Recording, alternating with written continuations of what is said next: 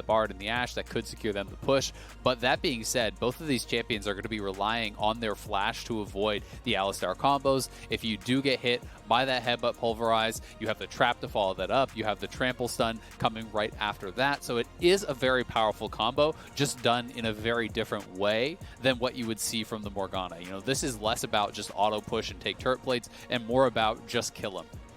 Yeah, certainly fun to watch the 2v2 unfold because it is a little bit different here for Huhi and FBI. Also, just in general with these supports, I think it will be fun to track support counterpick as a thing throughout the series, because if I was going to point to two supports with very large champion pools, it would be these two. CoreJJ has demonstrated a ton of mastery in different matchups already, and Huhi, he was a mid laner. He still has plenty of picks even in that role, so I'm sure he's got some things prepared. But with champ select complete and the players loading onto the Rift, it is time for Game 1 of Team Liquid versus Golden Guardians.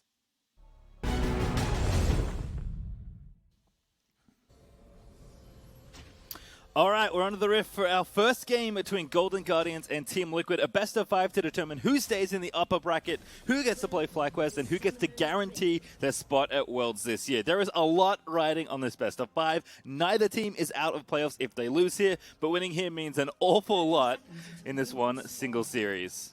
I mean, guaranteeing your world spot there, you know, maintaining upper bracket advantage so you keep that extra life is going to be so important going forward in this playoff format. So very, very excited to see how game number 1 plays out. You know, will TL try to mix things up a bit, or are they going to be kind of playing that more tried and true style? You know, this is a team that doesn't surprise anyone. This is a team that plays slow, that has, you know, the least different champion picks of any team in the league, but their strength is that they make very few mistakes. They have strong individual players. They rarely will make that mistake to kind of give over a lead or throw a game. If you give them an advantage, they're going to win, and there's something that they've kind of honed throughout the weeks, and honestly they are looking, I think, fairly similar to the championship form that they had when they won 4 straight. You know, this is a squad that becomes very difficult to beat unless you can really get advantages in pick ban or push them faster than they are ready to react, and we'll have to see if Golden Guardians is going to be able to do that today. All right, well, little things here at level 1. Leashless for closer here in the top side of the jungle. Broxah starting on the same side at his blue with a bit of help from Impact. Means Hauntzer gets to go to that lane first. But this is probably the lane we'll be talking about a lot in the early game. It's the 2v2 between Tactical, CoreJJ, and FBI and Huhi. FBI already took out CoreJJ's former lane partner, Doublelift. Now he's got a shot at CoreJJ, but it's not going well so far at level 1. Is that the extra range champion really helping out? Yep. I mean, this is kind of the thing, right? And Alistar is basically not a champion before level 3. You know, people talk about the level 2 combo. It's not really that. Ever since they added the trample stun, you know, later in, you really do need level 3 to be able to do anything. So they're just trying to stay in range and actually get experience. And you can tell that CoreJJ, you know, is actually wanting to play this very aggressively because he did go for the Spell Thieves. It's not going to be the more standard Relic Shield start. He's clearly not worried about the all-in. He feels that he's going to have enough freedom to actually just step forward consistently, you know, be able to auto and land spells to trigger the Spell Thieves Gold. And if you can do that, you can get the Sight Zone completion very, very quickly. And the added mana regeneration allows you to play it more aggressively too. Because basically their goal in this lane is to keep FBI and Huhi so low on health that they can't look for the all-in. Because if you play it passively, then there are going to be opportunities for this Golden Guardians bottom lane to look for the 2v2 kills. Uh-oh. So going to spot one. Yeah, that's not a good place to recall. Damonte already very low. Going to put Jensen to sleep, but not a whole lot left in the tank. In fact, waking him up might have been a bad call, but Jensen is going to get the ignite that Damonte found on the ground, but he's already being forced back here. And even though he didn't actually land that Q, I mean, that would have been first blood, probably, if he lands that Q. They're going for the all-in now. Yep, onto CoreJJ they go. Huhi ready with his ignite and the phase rush on the Alistar, but with closing in the area, CoreJJ and Tactical are just going to disengage. And Huhi must have missed some experience because FBI is 3 and Huhi is 2, so maybe he missed a minion there or something. But, you know, didn't actually get 3 as he went in, so you can see how short that kind of little CC chain is without the level 3, because you need that trample for the stun to follow up that little knockup. He does have 3 now, and that is where it starts to get a little bit more dangerous, because if you can land that trample stun, then you can follow up with the Caitlyn trap and really start to threaten. Ooh. Whoa, that binding really took a right turn. Yeah. Bot tends to do that. Bard Binding cheats more, I think, than any ability in the game. Like, it is insane. It turns directly sideways and binds people. You know what it reminds me of? It's like, I know a lot of the devs have been having fun, like, showing off silly things you can do in, like, developer tools, and, like, making abilities, like, needlessly large and have, like, timbers fall out of Nautilus hooks and stuff. Bard Cube is like, maybe they just left part of it in. Like, yeah, it's fine. Yeah, exactly. They were making a Twitter meme and forgot to change it back. But we'll see how they're going to be able to do here. Closer has been spotted, but him being around there, obviously behind on the Krugs, means that TL's bottom lane can't go too aggressive. They do see him on the way out, but they do have a very significant health advantage because it's not just the health. Like, you have to look over at the fact that they have all of these potions still remaining. Tactical has 2 biscuits and a health potion.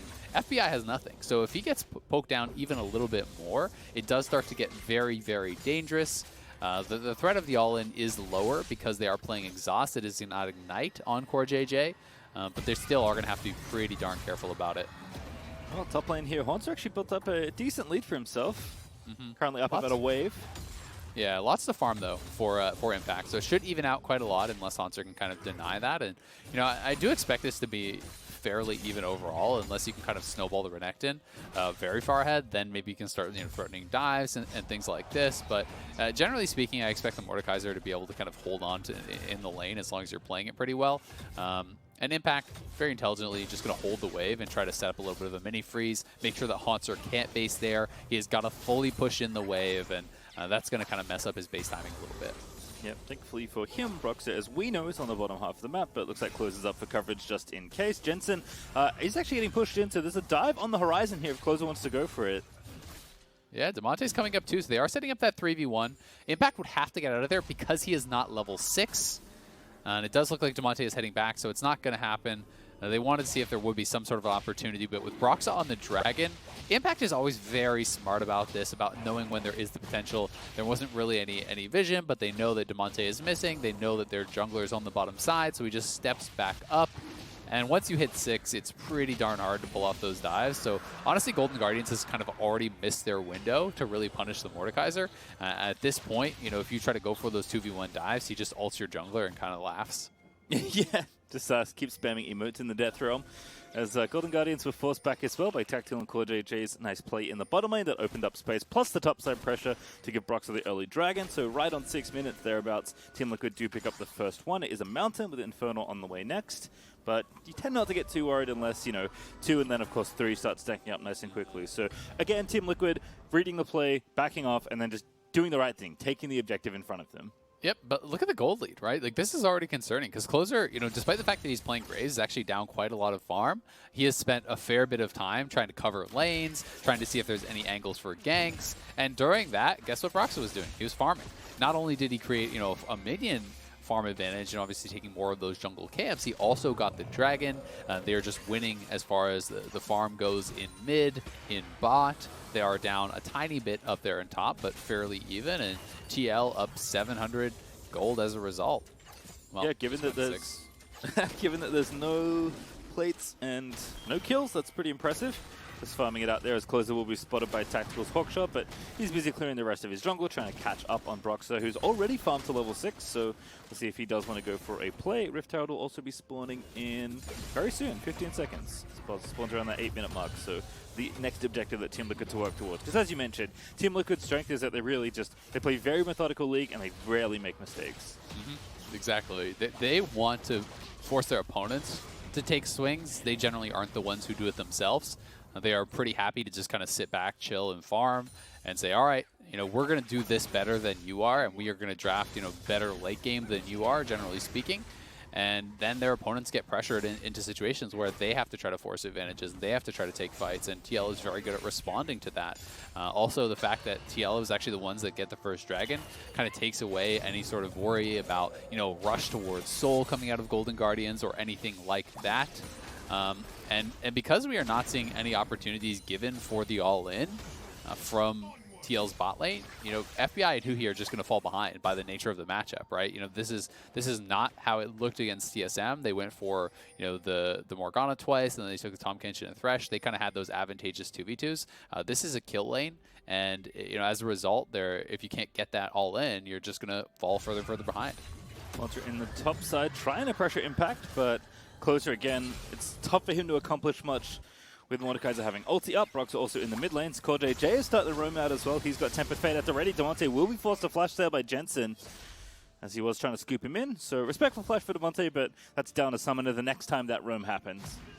Nicely done, yeah. I mean, I think it was a good flash from Damonte given the circumstance that he had to do it. But Jensen, anytime you can trade that ultimate for the flash, you are going to be really, really happy about the situation. And this is just a straight up 20 CS lead in the bottom lane before 10 minutes. So that is really, really rough there for the Golden Guardians bottom lane. You know, Ashe is going to be set up pretty effectively. And because we're kind of through most of what is that laning phase, it's going to be up to Huhi then to find his effectiveness, to find his value in team fights. You know, Caitlyn is going to struggle because you paired Caitlyn, who is a naturally strong early laner, with a very weak laner in Alistar. You didn't find any kills, and now this kind of power trough that we like to talk about a lot with Caitlyn is going to last so much longer because, generally speaking, Caitlyn is really strong kind of like on no items, you know, just in the early laning phase. And then you're waiting until like 2-3 items, usually 3 items before you're really strong again. Because FBI is down on farm, because they didn't get any turret plates, they didn't get any kills. He's going to be, you know, monstrously far off that. Whereas Ashe is honestly pretty happy just on like Essence Reaver, because you can play more of that utility role, you know, just looking for hawk shots, spotting the jungler, throwing out Ws and ultimates. Caitlyn is kind of that pure DPS. You need those items. Yep, and it looks like Golden Guardians will be forced back again. Need to go back shopping in time before this dragon will spawn, which is in 40 seconds time. Both top laners, have teleport, both mid laners do as well, so I'm expecting a little bit more of a challenge for this next dragon here by the Golden Guardians, because giving, you know, splitting the first two usually just elongates the mid game more than anything else, but giving 2 away does give much more snowball opportunity. But of course, spending your money before any sort of engagement is always recommended, so looks like Golden Guardians are going to finally make it back home, as Huhi also going to be out on the map to roam, potentially in mid lane here, as Broxah is also shadowing Jensen. Yep, they're looking to kill off Damonte because he has no flash, right? And that's why Huhi is also standing behind him. That's why Closer was in that area as well, because Golden Guardians knows that there is a window. If they kill Damonte before that dragon, there's no chance to contest. I actually don't think Golden Guardians are going to contest this, just because I think looking at the itemization, I think they're, you know, honestly too weak right now. I do think that their champions kind of need a couple items in oftentimes, whereas, you know, TL is ready to go in a lot of roles. So they have no vision in the area. It will just be a second dragon conceded. They're going to try to trade that for the Rift Herald. We'll see if TL wants to try to contest this, because there is a potential that they could delay it with the Bard ultimate. But with Jensen going back to base, I think they're likely just going to let it go. And Golden Guardians will probably have to challenge at that next dragon. You know, putting yourselves at soul point is usually where people will draw the line. They're not going to be willing to give up that third for free. All right, well, good trade at least for Golden Guardians. We'll see where Closer does want to drop the Heralds. Opening up the map feels very nice for this Caitlyn, who does need to collect some plate money if she can. Blade of the Ruined King done for Hauntzer as well. This is the Renekton style we've been seeing on an awful lot since Renekton has become one of the premier top laners. Expect Black Cleaver and Death Dance to follow shortly after. Yep, you go for that Blade of the Ruined King. It's really strong for the dueling, not only because of the slow, but because you're getting multiple, you know, on-hit procs, essentially, from that Blade of the Ruined King when you're using the Empowered W. That counts as 3 autos, so you're getting 3 Blade of the Ruined King hits there. They are pushing this in, but again, it's very difficult to actually dive the Mordekaiser. You would have to try to kill off the turret first, because Mordekaiser can just pick and choose who he's going to fight. They did lose some plates, I believe, on that bottom side as a result of this, because Tactical was just chilling down there farming. You know, would have been able to push that in. But we'll see if Golden Guardians can get themselves into a comfortable position before this next dragon, because really, it's the race to power for that third dragon. Both teams know it's probably going to be where they fight, and both teams are going to try to get as powerful as possible for that inevitable third dragon fight. Well, kind of fun to see everyone like sneaking in the mid lane, and then everyone disperses. They realize that the jig is up. Curious to see if Golden Guardians though can kind of hang with TL's pace of the game. This is absolutely the pace we are used to from Team Liquid. Like, very deliberate, very methodical, and again, forcing you to make mistakes more than enacting plays of their own in most of the situations they're in. Where Golden Guardians, they did the opposite against TSM. They just played super clean early games and converted very well. So without the sort of lead, in fact, it's Team Liquid that just from farming and how this game is going, have actually very significantly. They're up 1,500 gold with no kills and no towers taken. And that's why I'm so concerned in this game for Golden Guardians. You know, I think it's pretty much just going to be decided the third dragon. I think if Golden Guardians go to the third dragon, fight and lose, the game is just over, because you know you're playing TL's style. You're playing TL's pace. They are the ones who are so adept at playing this style. And Golden Guardians, you know, their brand of League of Legends, the way that they have won games has very much not been this. It has been pushing the pace. It has been getting, you know, big early game leads, even in their playoff series against TSM, and it has been snowballing those advantages. And that is where they are really, really successful when they are winning. So, you know, we'll see if they can kind of match TL's style, but for now, like, this is a dream start, it feels like, for TL. Yeah, based on the evidence we have been presented, you would assume no, but we'll certainly have to see. To quote the advice of one SKDJ mid laner, Big Benson, just win the fight, you know? Just win. Much easier when you just win the fights. Just kill him. Tempered Fate, oh, poor Sherry. Nice roam by the CoreJJ. He's everywhere. He's got the Swifties on, he's roaming around, protecting the towers. No plates, of course, to farm off. That's dropped for now, as Impact just going to collect their 25 extra gold from the Rift Herald, and even Golden Guardians, one little thing they had, stopped by one and only CoreJJ. Exactly. I mean, that was what their trade was for the last Dragon. Huhi and FBI looking to roam around here, but they are spotted by Broxah, who gets out with that easy ward hop. So, you know, that was their trade for the last Dragon, and it got nothing, right? It got really nothing at all. Because CoreJJ was in the right place at the right time. You know, people are very aware of the Bard ultimate and that interaction. Obviously, with the Rift Herald at this point, it happens pretty much every game that the Bard is in. So teams are trying to get better at actually avoiding the Bard, you know, waiting to drop it away from him. And that is why Golden Guardians did go up towards that top side to try to get it done. But CoreJJ was able to anticipate where they would be. He was on the roam, matches that, and denies it. So all their towers are still very, very healthy here on that TL side. And their item completions, you know, have started to arrive. Obviously, you know, Broxah has his Warrior done for a while. Nashor's is done. Blade the Rune King is done. You know, Impact is going to be on components because he's trying to stack a lot of armor, knowing that Renekton and Graves, the only ones that he would really be interacting with, are physical damage. So he has quite an effective build despite not having a full item completion. And as we can see, you know, Caitlyn's not even on IE. So Ashe with Blade of the Rune King is massively more powerful, especially because Tactical is actually up 2 levels. That's a really good sleep, but a better flash portal for CoreJJ to make sure he gets out of there. Potentially opens a window for Golden Guardians to look for the repick or just take the Dragon straight up. But Broxah going to try to pick off FBI, slows him down. The arrow is not going to hit. But Golden Guardian's going to have to respond. Ace in the hole there onto Broxah, who he needs to get a range. He's got the flash, he's got the ignite, but slowed off by those volleys means that Golden Guardians cannot return fire. Yeah, and Tactical actually has spent all his mana. So that is a little bit concerning, I would say. You know, going into this Dragon fight, not only does he not have an ultimate, he has no mana whatsoever. But FBI, no summoners on him. Broxah did commit his flash for that, but it still means that something like Impact flashing onto the Caitlyn and just ulting him is pretty much guaranteed death. Ooh, oh, nice engage. In there, over the wall, looking for a CoreJJ again. Now going to get stunned by Hauntzer. Collateral damage is going to give Renekton that first blood as Golden Guardians find themselves in a 5v4 around the Dragon, but here comes Impact. The pinch is still on here for Team Liquid. Is Damonte going to find Tactical a very good sleep? Going to just completely demolish the health by Damonte. Going to flash in and finish off Tactical. The Dragon goes over. Golden Guardians get the kill and the objective. So they're going to open up this game finally. A big win there for Golden Guardians. That is huge for their chances in this game. Credit to Huhi finding the engage. But CoreJJ, with a very rare mistake there, misplaced his portal. So, you know, once he comes out of that CC, instead of portaling away over the wall to safety, he just portals straight into the waiting arms of Hauntzer.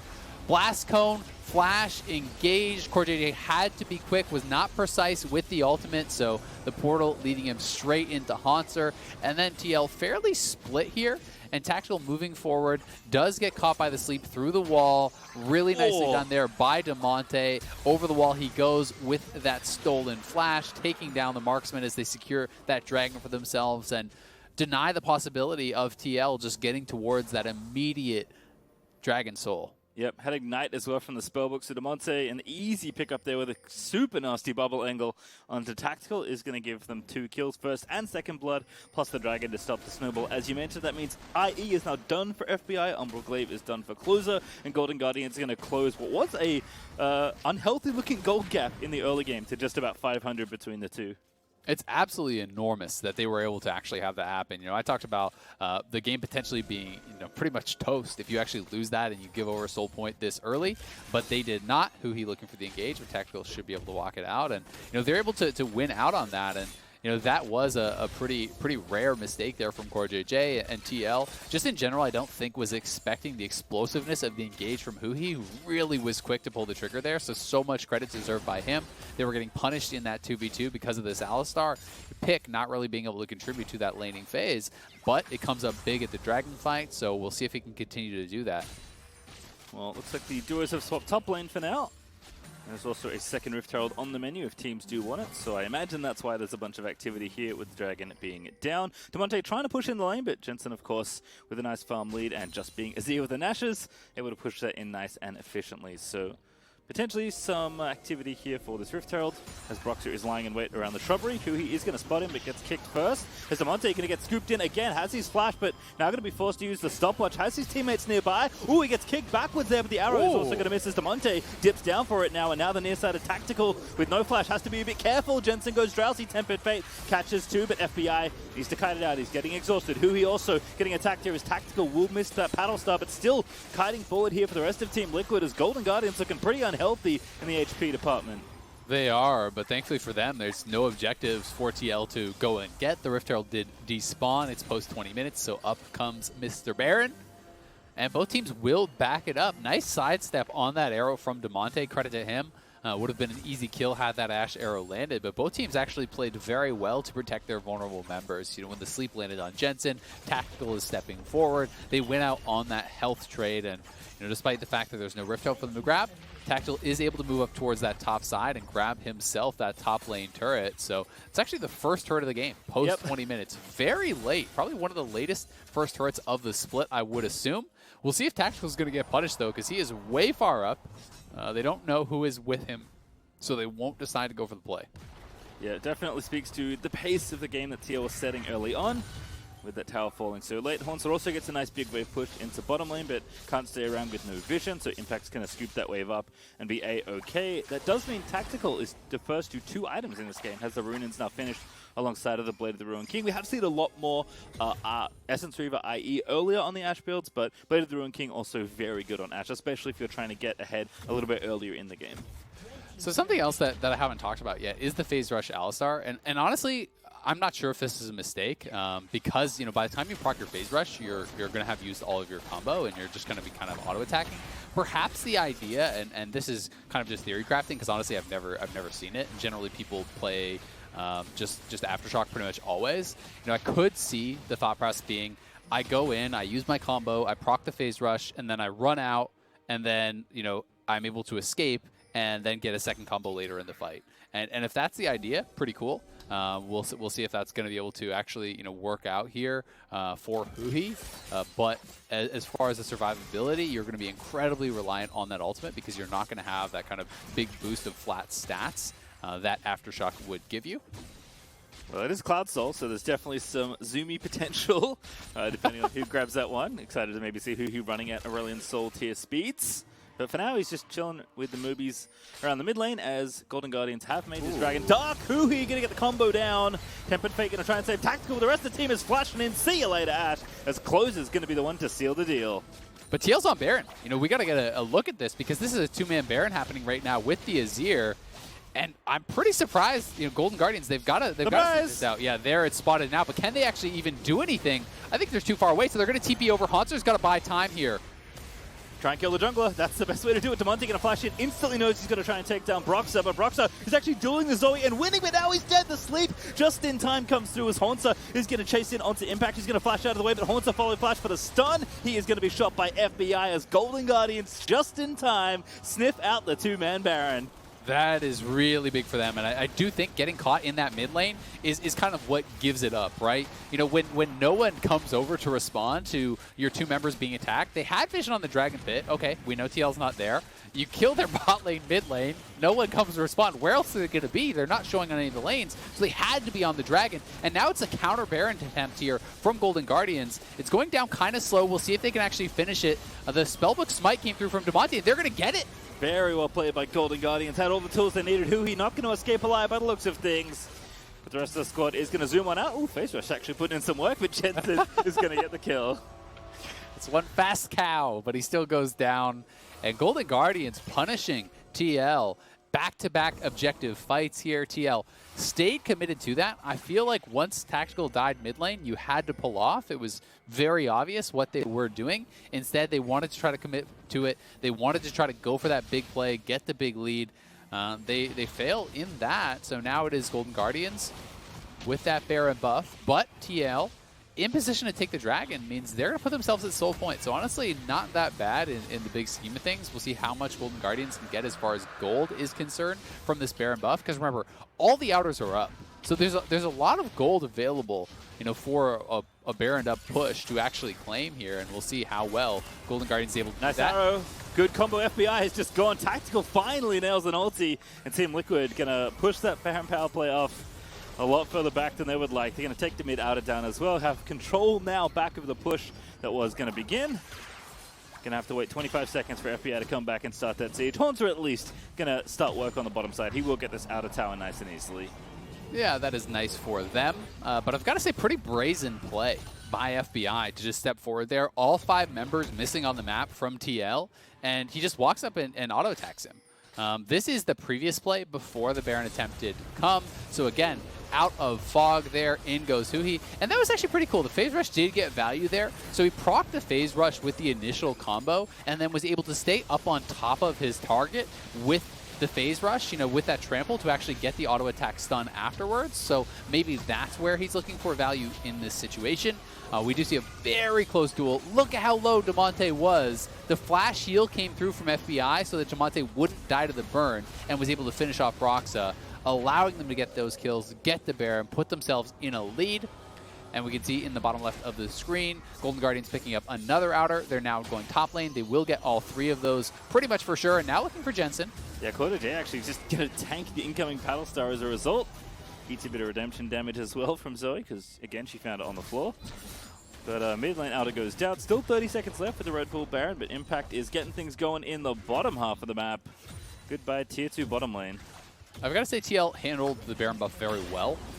The fact that, you know, it didn't kind of get out of control. It's just the 1,500 gold. Like, that's basically their Baron power play was taking the Baron. That's about it, right? Because they got a good pick onto FBI. They punished him, you know, without having those summoners and stepping too far forward without knowing where TL was. That got them a kill. They took the mid lane turret off that, and then they're able to trade that bottom lane tier 2, that impact grab for what Hauntzer would be taking on the top side. So they keep the gold close. They are at soul point, and in the long run, honestly, you'll take that trade. I think TL, as funny as it is probably happier than Golden Guardians about these last couple minutes, even including that Baron take.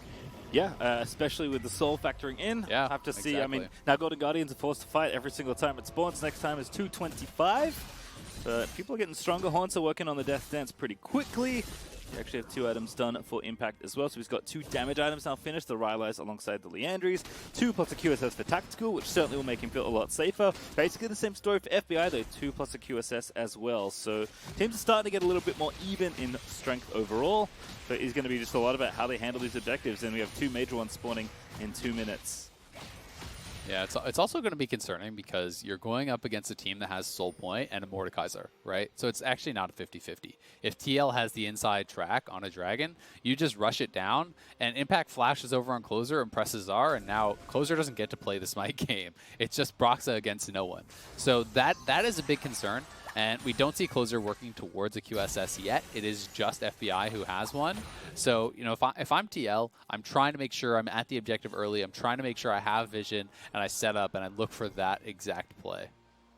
All right, well, Golden Guardians the first to set up that vision. They do have 2 control wards in the river. CoreJJ, though, ever vigilant with his vision usage. Unsurprisingly, the highest vision score in the game is going to at least get some defensive vision down. Jensen is going to path over this control ward, going to be slowed down by Closer, but thankfully for him, there's no CC in that brush, just a Graves. Yep, going to be able to get out of there, no problem.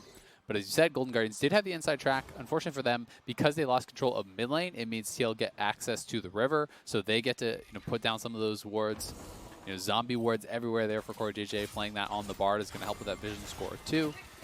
But this is going to be an incredibly important fight here. We'll see if Golden Guardians can find a big pick. Huhi has been great, to his credit, with the engages. they did get bullied in that lane, expected if you can't find any sort of kills with this Alistar Caitlyn, it's the Ashe Bard. But Huhi has made it worthwhile in all the fights, and now they actually are the first ones to get over to that pit. They're setting up the trap line, so TL is actually trying to play it through mid. If Golden Guardians are too far over there, still 20 seconds, so Huhi's going in. Yeah, he's in there. Tempered Fate not going to connect it, but Huhi's going to run out of there. Hauntzer being grabbed as well by the Mordekaiser E, but Huhi burnt everything for the engage, and there's no follow-up, unfortunately. Yeah, they get nothing from it. Oh, good. Varro there as the Banshee's Sphere is stripped off. He's going to get follow-up stunned by the Bard Q as well. Damonte very low in this situation. I don't think Golden Guardians can win this fight anymore. This is incredibly risky. Jensen already has mid lane all the way pushed in. TL will just move in and take position. Golden Guardians should just give this. You have no health on Huhi or Damonte. You have no flash on either of them. Huhi doesn't even have an ultimate. He's playing phase rush, so he'll get one shot. It did allow him to escape from that position, but that is Soul given away free and clear. And now Golden Guardians going to be in some trouble. They are still up gold, and it is not, straight up combat power. The move speed obviously is very, very valuable, but it's not like, Infernal and Ocean in that same way. So you can still, burst people down and whatnot. But it's going to be difficult to deal with. The 10% flat move speed is often overlooked and is really, really strong. That, in addition, obviously, to the ultimate burst of move speed. But I would say really the only person who's getting a ton out of it is Mordekaiser. It's insanely good on Mordekaiser because you throw them into the Death Realm, you get that big burst of move speed plus the flat move speed, and now no one can even kite you. You're just going to get caught and die to the board.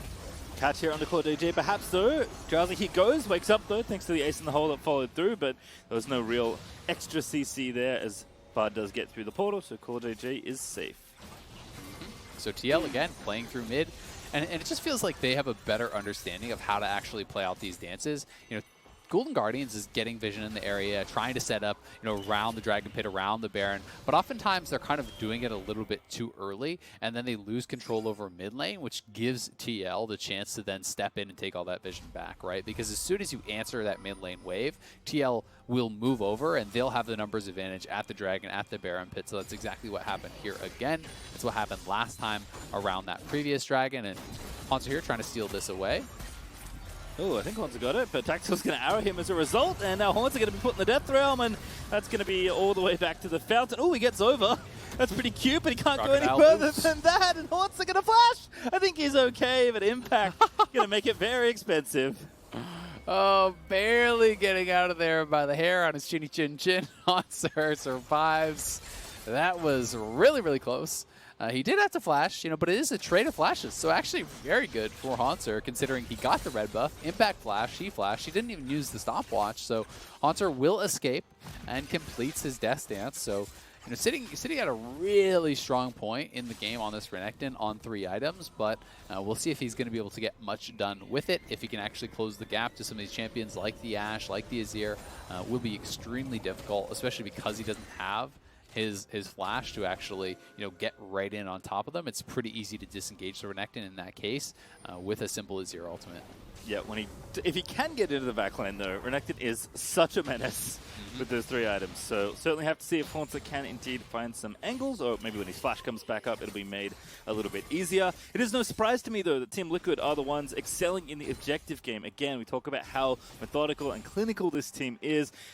When you have someone like CoreJJ in your team, you set up for objectives perfectly, basically every single time. This is a team that is just so well disciplined, and I think Golden Guardians, their strengths, getting leads, scrappy team fights, right? They're very skilled players individually, and I think they've had a lot of good outplay moments, but when it comes to the fundamentals, I think no one does it better than Team Liquid, and with 4 straight championships, apart from last spring, kind of makes sense why.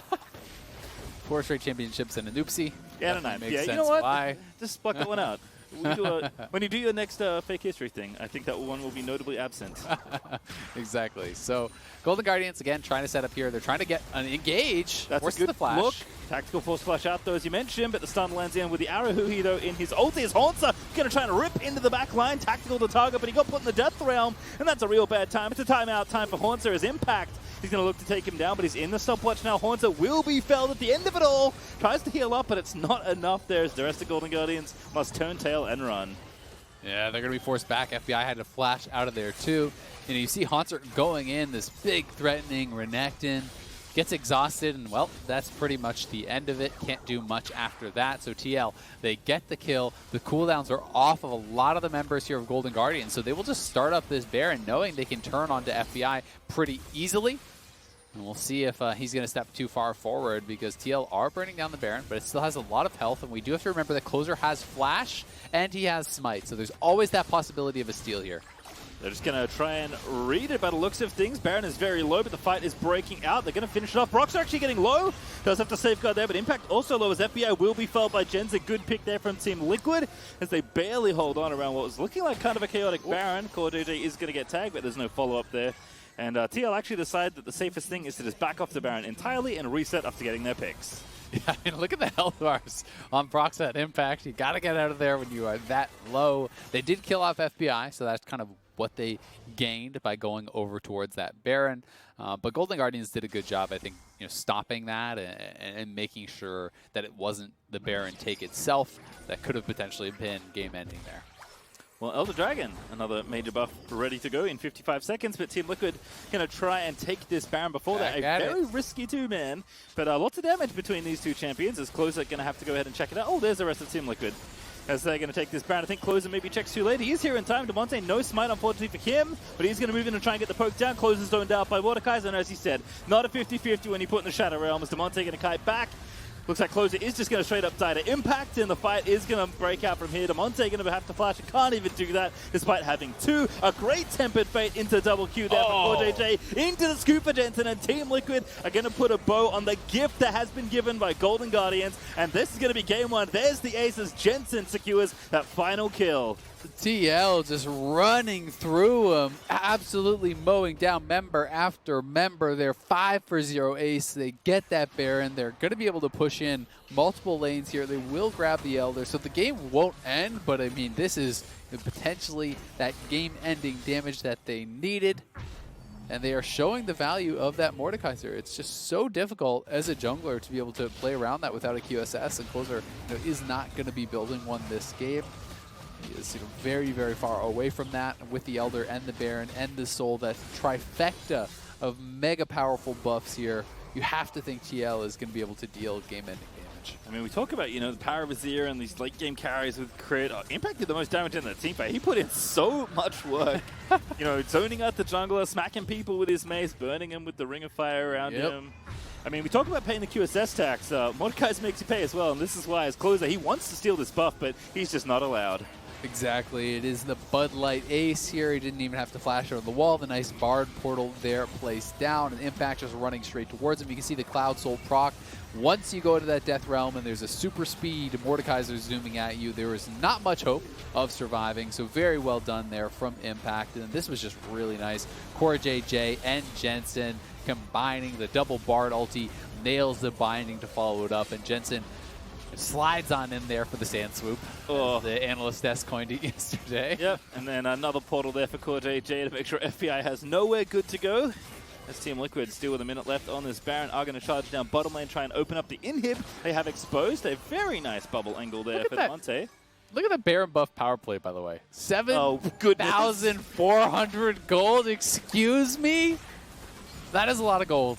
They are very rich. When they started before that replay, I think they were like 3K ahead. That's obviously a lot more than that now. They're going to break two inhibs here, one in bot, one in mid. And as you said, the play they made was basically, taking the step before the final one to close out this game. And now the final step is being taken. Golden Guardians going to be pushed up to their fountain. Tactical going to get chunked up there. Huhi's going to have to be the hero, and no heroics he can find. He dies in his ultimate because TL just have too much damage. Now it's a 5v4 that you cannot possibly win. FBI melt to the power of Elder Dragon, Cloud Soul, Tactical, and Team Liquid going to claim the first Nexus here in this best-of-5 series. Make it two more for them, and they'll be off to Worlds and back towards the finals once again. It's not just playing with their food in the fountain. Closer going to get a parting kill onto Broxah, but that's all the good news left, as that's game one for Team Liquid.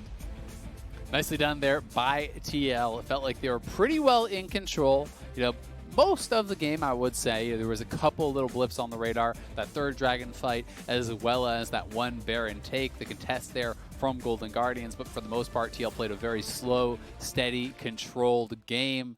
and they look good doing it. I think it's going to be up more to Golden Guardians to adjust their game plan. I don't think that you can go into a series against TL, play like TL, and expect to be better at it than they are. Yep. So that is really what I would like to see change. I do think that Alistar had some solid engages, but going for this type of lane, as opposed to a double range matchup where you can actually bully and kind of, make use a lot of the strength, not only of the champion Caitlyn, but of your players who have been incredibly lane dominant.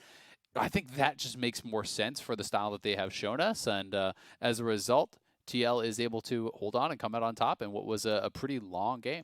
Yep, pretty clean affair as well for Team Liquid Academy, but, oh, sorry, not Academy, Team Liquid LCS, excuse me. It's time for us to step away, but when we return, the State Farm Analyst Desk will break down that